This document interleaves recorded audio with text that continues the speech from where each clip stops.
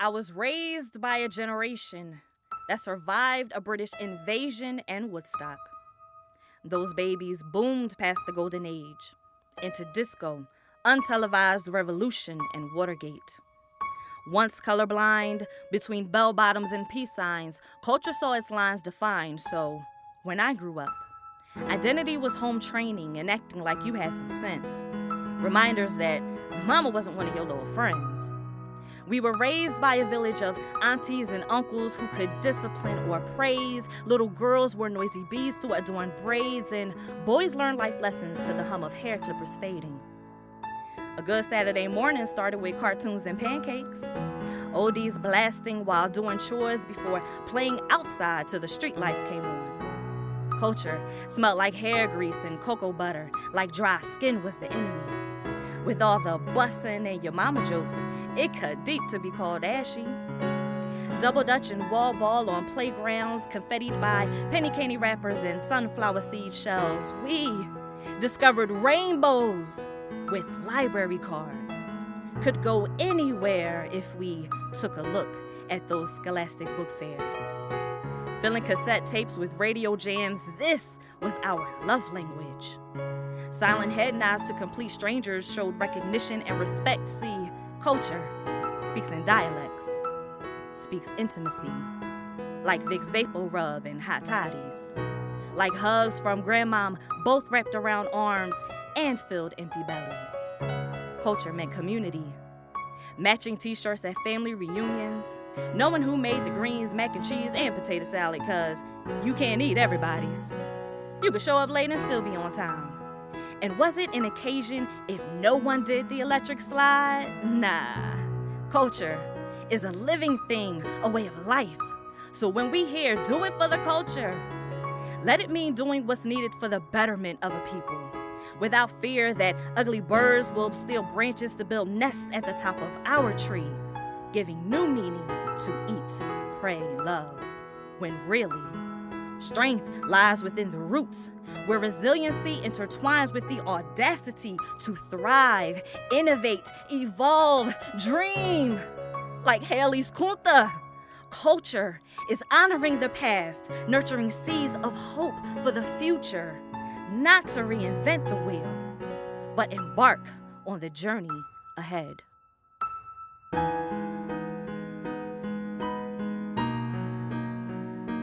I grew up wanting a wheel like Knight Rider. Instead, the dark grabbed me, had me become a Knight Rider. Learn from my L's that even in the dark, the night rises, and ain't no two faces about it. I'm tired of these jokers, thinking the darkness is your ally. You merely adopted the dark. I was born in it, molded by it. I didn't see the light until I was already a man, and by then, it was nothing to me but blinding. We did not grow up the same. I grew up back when we used to bask in purple rain, with baskets wide as MJ's final shot for the ring. I'm a monster. Save the last dance for me. Dance with me. Oh man, here we go again with the human get glitching like a and one mixtape, remixing poetry. Pause. Hey yo, put some hot sauce on that joint for me, G. Make it fresh. Alright? 1. Time in. Like I have a bionic malfunction. Like I'm one of the Bionic Six or the $6 million man with my go gadget hand. Whoa, this is major. Coach, tag me in for the circa 80s babies, meaning I'm a 90s kid, meaning 90% of me is uncanny. A mutant maybe. My spidey sense is dangerous, but when there's trouble, I call DW and let my dark wings duck till I transform. Morphing back to my normal self, I ain't playing with y'all no more. This ain't no toy story.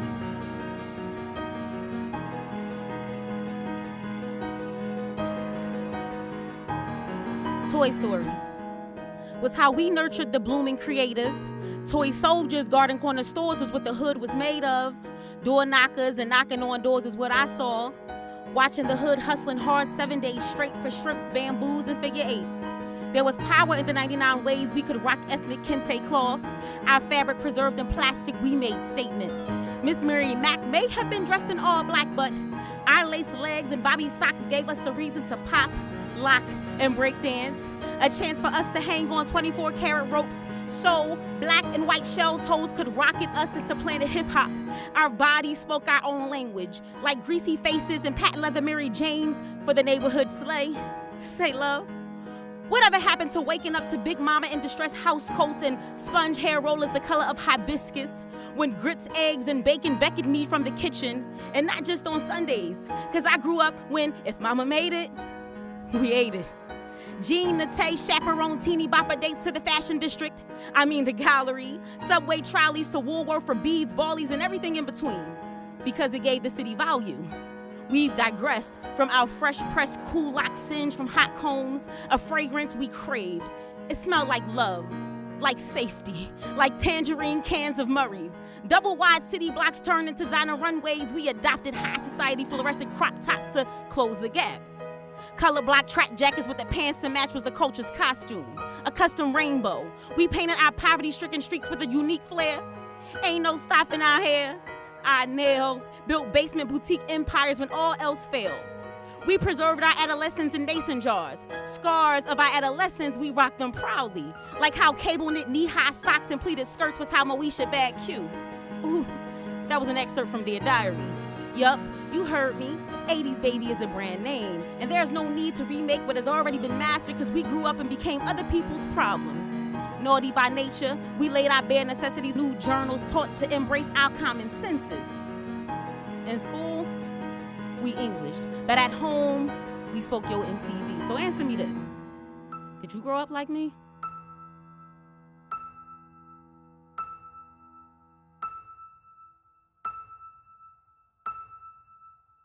Now, whether you love or hate a song depends on life in that moment you hear it. And from that point forward, when it's played back, along with it comes that same emotional spirit. Born in the 70s, raised in the 80s, I'm remembering hip-hop. And first-hand rappers' delight coming home on the R bus being played from a boombox. Record button pressed and set to catch our favorite jams off the radio. Because that's how mixtapes were made of dope MCs with crazy flow. Of course, no music discussions complete without Michael Jackson talk. And in the spring of '83, we witnessed the GOAT moonwalk. Prince soaked us in purple rain. A Boston boy band came, chasing the candy girls on my Philly block. We did the same. The Kings of Rock taught us to walk this way, plus whose house it was. LL Cool J simply said box, then told the ladies I need love. Now during the golden era, lyrical literacy was heightened. NWA took hip-hop west and all of America was frightened. From an underground subculture to glitz and glam of the 90s, hip-hop became mainstream, so of course the suits got shiny. But if music soothed the savage beast, then R&B is a definite blessing, as we were ushered to our seats by the cinematic secrets of Confessions. We heard songs in A minor, H-Town birthed Destiny's Child, went back and forth with Aaliyah, TLC had many styles. Where were you when you first heard of the past of Tupac? That left the world in shock. Wasn't the first time he'd been shot. Music lost its most honest voice to a hail of senseless slugs. There's simply no greater love than for the world's most precious thug. Our hearts still bleed for Biggie, some pain we can't express. Remember thinking to myself, what was he doing out west? Brooklyn Knight turned king of New York? He wasn't about to run. While hip-hop mourned the death of Pac, mother lost another son. Stay with me. Music has been and will always be the soundtrack to our lives. Through our darkest moments in life is what helps us survive. Lyrics that speak to a heartbeat, well, that's what helps us thrive. A Janet Jackson album, slow song by Mary J. Blige, a verse by Jay-Z, DMX, and Nas. I grew up when music mattered more than many it still does. This ain't a fling or a crush. It's that first and forever love.